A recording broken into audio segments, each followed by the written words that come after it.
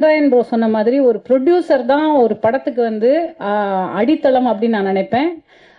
பல படங்கள் எடுக்கிற ஒரு ப்ரொடியூசரை நம்ம பார்த்துருக்கோம். ஆனால் ஃபர்ஸ்ட் டைம் ப்ரொடியூஸ் பண்ணும்போது நம்ம எல்லாருக்குமே நமக்குள்ள ஒரு பயம், ஈவன் ஒரு ஆடியன்ஸாக நமக்கு ஒரு இருக்கேன், இந்த படத்தை வந்து கரெக்டாக கொண்டு போய் இவங்க சேர்த்துருவாங்களா அப்படின்னு. அந்த வகையில் பாண்டுரங்கன் சாரை மீட் பண்ணதுக்கு அப்புறம் எனக்கு அந்த பயம் வந்து சுத்தமாக போயிடுச்சு. ஏன்னா முதல்ல வந்து நான் என்ன சொல்லணும் அப்படின்னா, இங்க வந்து பெங்களூர்லேருந்து அவர் வந்து ஒரு படம் எடுக்கணும் அப்படின்னு வரும்போது ஒரு கதையை வந்து செலக்ட் பண்ணியிருக்காரு. ஆனா சென்ட்ராயன் பிரதர் சொன்ன அதே ஒரு விஷயம்தான், அழகா அதுக்கு வந்து ஒரு பிளானிங் பண்ணி ஒவ்வொரு நபரையும் ஒவ்வொரு ஆர்டிஸ்டையும் அழகா அவர் செலக்ட் பண்ணி இன்னைக்கு கூட காலையில 2 தடவை எனக்கு ஃபோன் பண்ணிட்டாரு, இன்னைக்கு ஆடியோ லான்ச் இருக்கு, கரெக்டா வந்துடணும் அப்படின்னு. அந்த அளவுக்கு எல்லாத்தையும் அவரே ஃபாலோ பண்ணி பண்றதுல அவர் எந்த விஷயத்தை அவர் எடுத்தாலும் சிறப்பாக முடியும் அப்படிங்கிறதுக்கு பாண்டுரங்கன் சார் வந்து ஒரு பெரிய உதாரணம். அந்த ஹார்ட் ஒர்க்கை கண்டிப்பா பாராட்டியே ஆகணும். அது மட்டும் இல்லாமல் நாங்கள் பெங்களூர்ல ஒர்க் பண்ணும்போது அந்த படத்தில் நாங்கள் நடிச்சிட்டு இருக்கும்போது கேஷுவலாக வந்து ஒரு ஹாஸ்பிட்டலில் ஷூட் பண்ணோம். கேட்டால் என்னுடைய ஃப்ரெண்டோட ஹாஸ்பிட்டல் அப்படிம்பாரு. இன்னொரு ஒரு ஏரியாவில் ஷூட் பண்ணிட்டு இருப்போம், இது நம்ம ஃப்ரெண்ட் ஏரியா தான், பெர்மிஷன்லாம் ஒன்றும் பிரச்சனை இல்லை, அவங்களே கொடுத்துருவாங்க. அப்புறம் இன்னொரு ரோட்ல வந்து ஷூட் பண்ணிட்டு இருப்போம். அதான் தெரியும், அதான் பிரகாஷ் பழனி சார் தான். ஆமாம், ஒரு ஹோட்டலில் ஷூட் பண்ணியிருந்தோம். ஹோட்டல் எங்களெல்லாம் தங்க வச்சுருந்தாரு. கேட்டால் இது எங்கள் ஃப்ரெண்டோட ஹோட்டல் தான். அந்த வகையில் எனக்கு ரொம்ப இம்ப்ரெஸ்ஸான ஒரு விஷயம், நானும் அதை வந்து இன்ஸ்பயர் ஆகி கண்டிப்பாக என் வாழ்க்கையில் பண்ணணும்னு நினைக்கிறது இவர் சேர்த்திருக்கக்கூடிய உறவுகள். ஏன்னா இந்த மாதிரி ஒரு சின்ன படம் தான் இது. ஆனால் இன்னைக்கு பாருங்க, அரங்கம் நிறைந்திருக்கிறது, மேடையும் நிறைந்திருக்கிறது. இந்த மாதிரி நிற்க கூட இடம் இல்லாமல் ஆட்கள் நின்றுட்டு இருக்காங்க. அப்படிங்கும்போது பெங்களூர்லேருந்து ஐ திங்க் பாதி பேர் வந்திருக்காங்கன்னு நினைக்கிறேன். அவ்வளோ உறவுகளை அவர் வந்து சேர்த்து வச்சிருக்காரு. அதுக்கு வந்து great sir, hats off to you first of all. இந்த உறவுகள் மட்டுமே வந்து உங்களுக்கு அந்த படத்துக்கான சக்சஸை கொண்டு போய் சேர்த்துரும் அப்படிங்கிறது எனக்கு நிச்சயமா தோணுது. மூணாவது விஷயம் சொல்ல வேண்டியது, சைந்தவி பார்த்து எனக்கு பெரிய பொறாமை.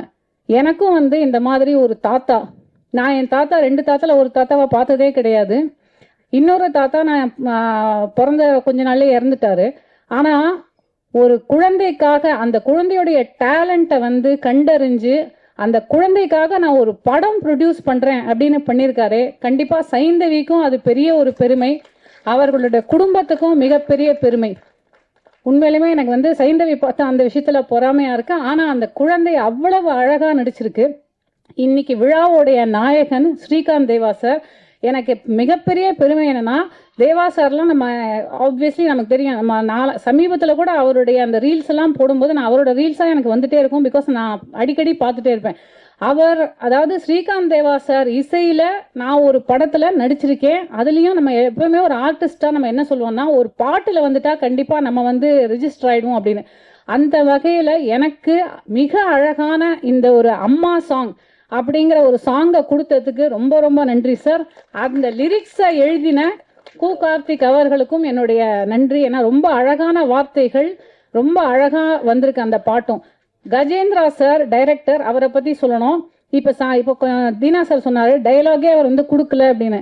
ஒரே ஒரு காரணம் தான் தீனா சார், அவருக்கு தமிழ் எழுதவே வராது. இது எத்தனை பேருக்கு தெரியும் தெரியல. அவர் வந்து கன்னடால படிச்சு, கன்னடா மீடியம்ல படிச்சவர், பெங்களூர்லயே பிறந்து வளர்ந்தாதான். தமிழ்னாலும் அவர் பெங்களூர்ல தான் பிறந்து வளர்ந்ததுனால அவருக்கு தமிழ் எழுதவே தெரியாது. ஆனா அதையும் மீறி ஒரு தமிழராக இருந்து ஒரு தமிழ் படத்தை இயக்கியிருக்காரு அப்படிங்கிறது ஒரு பெரிய ஒரு விஷயம், பெருமைக்குரிய ஒரு விஷயம். அதே மாதிரி ஃபுல் ஃப்ரீடம் கொடுத்துருவாரு. அந்த கதையோடைய ஒவ்வொரு இதையும் அவர் எந்த அளவுக்கு சினிமாவை ரசிக்கிறார் அப்படிங்கிறத நான் புரிஞ்சுக்கிட்டேன். அப்படின்னா நைட்டு 2 மணிக்கு ஷூட்டிங் முடிஞ்சாலும் ரூமுக்கு போயிட்டு ஒரு 20-30 நிமிஷமாவது ஒரு படத்தோட பாதியாவது பார்த்துட்டு படுக்கிற அந்த அளவுக்கு சினிமாவுடைய ஆர்வலர். அவருக்கு இந்த படம் வந்து மிகப்பெரிய ஒரு ஃபர்ஸ்ட் படம் அப்படிங்கிற மாதிரியே இருக்காது. நான் இதை சும்மா சொல்லலை, நான் பார்த்த வரைக்கும், நான் டப்பிங் பேசின வரைக்கும் நான் பார்த்துட்டு நான் சொல்றேன், I am saying this with all my heart. இது ஒரு சிறப்பான ஒரு படமாக அமைஞ்சிருக்கு. கூட நடித்த அனைத்து நடிகர்களும் சிறப்பாக பணியாற்றிருக்காங்க. இங்க ஒருத்தர் வரல இன்னைக்கு, அவரோட நடிச்சதும் எனக்கு, அவர் காம்பினேஷன் நடிச்சது எனக்கு ரொம்ப இது. அதாவது நம்ம நாகேஷ் அவர்களுடைய மகன் ஆனந்த் பாபு சார், அவரும் இந்த இடத்துல சொல்லி ஆகணும். அவரும் ஒரு நெகட்டிவ் கேரக்டர் தான் பண்ணியிருக்காரு. ஸோ வந்திருந்த அனைவருக்கும் நன்றி. இந்த படம் வந்து சிறந்து எங்க எல்லாருக்கும் ஒரு பெரிய சக்சஸை வந்து அளிக்கணும் அப்படிங்கிறது தான் என்னுடைய பிரேயர்ஸ், என்னுடைய வேண்டுகோள்.